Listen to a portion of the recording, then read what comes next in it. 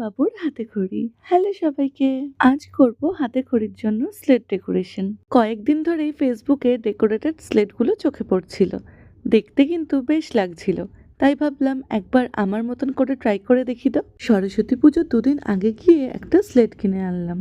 আর বহু যুগ আগে মিরর ডেকোরেট করব বলে ক্লে আনিয়েছিলাম, বাট সেই ডেকোরেশনও আর হয়নি, আর ক্লে গুলো অমন ভাবেই গড়াগড়ি খাচ্ছিল।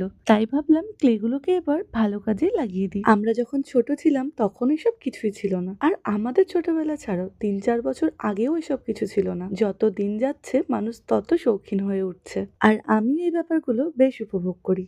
ওই ছোট্ট ছোট্ট শাড়ি পাঞ্জাবি পরে পুচকুগুলো যখন হাতে খড়ি দেয় আমার তো খুব ভালো লাগে। খুব একটা ঘিজিমিজি ডিজাইন করতে চাইনি, যতটা সিম্পল রাখা যায় সেটাই চেষ্টা করেছি। প্রথমে রেড কালার দিয়ে বর্ডারটা করে নিয়েছিলাম। ওর ভালো নাম হলো তানিশ, নামটা তো লিখতেই হতো।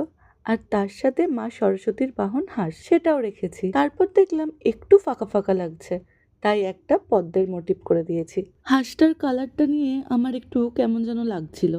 আগে জানো তো অফ হোয়াইট আর হোয়াইট দুটো দিয়েই ট্রাই করলাম, কিন্তু জানি না কেন সেট করতে গেলেই নোংরা হয়ে যাচ্ছিল, তাই ইয়েলোটাই করে দিলাম। হাঁসটা কমপ্লিট হয়ে যাওয়ার পর আর অদ্ভুত লাগছিল না। আমি তো স্লেটে লাগাতে লাগাতে ভাবছিলাম সেম আরও একটা বানিয়ে নিই অ্যাজ এ চোকার, সরস্বতী পুজোর দিন অঞ্জলি দেওয়ার সময় পরবো। বাট সেটা আর হয়ে ওঠেনি। যদি কোনো সময় বানাই তোমাদের সাথে অবশ্যই শেয়ার করব। জানো তো আমার কাছে সরস্বতী পুজোটা বরাবরই খুবই স্পেশাল। কারণটা তোমাদের কালকের ভিডিওতে বলবো। ডেকোরেশনটা কেমন হয়েছে জানিও। তোমাদের সাথে দেখা হচ্ছে আবার কালকে। বাই।